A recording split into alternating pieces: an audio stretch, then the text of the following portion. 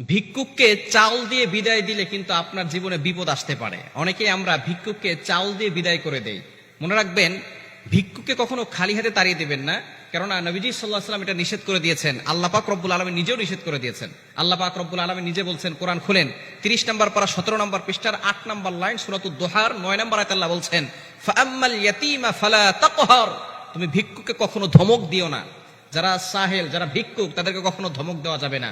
ও আম্মা সাইলা ফালা তানহার, আল্লাহ পাক রব্বুল আলামিন ভিক্ষুককে ধমক দিতে নিষেধ করে দিয়েছেন। এজন্য আমাদেরকে সব সময় এই বিষয়ে খেয়াল রাখতে হবে। ফাআম্মাল ইয়াতীমা ফালা তাকহার ওয়া আম্মা সাইলা ফালা তানহার, আল্লাহ পাক রব্বুল আলামিন এতিম, অসহায়, মিসকিন, গরীব যারা আছে তাদেরকে তাড়িয়ে দিতে নিষেধ করেছেন। তবে দুঃখজনক হলেও সত্য, আমরা অনেকে তাড়িয়ে দেই না, তবে অনেকে আমরা চাউল দেই। ভিক্ষুক যারা আছে তাদেরকে চাউল দেয়। আবার অনেক সময় যাকাতের সময় আসলে যারা গরিব মানুষ তাদেরকে লুঙ্গি দেয়, কেউ শাড়ি দেয়। খবরদার, এই ধরনের ভুল কখনো করবেন না। যাকাতের টাকা দিয়ে লুঙ্গি, শাড়ি কিনে দেওয়া, এটা কিন্তু ইসলাম সাপোর্ট করে না। ইসলাম এটাকে নিষিদ্ধ ঘোষণা করেছে।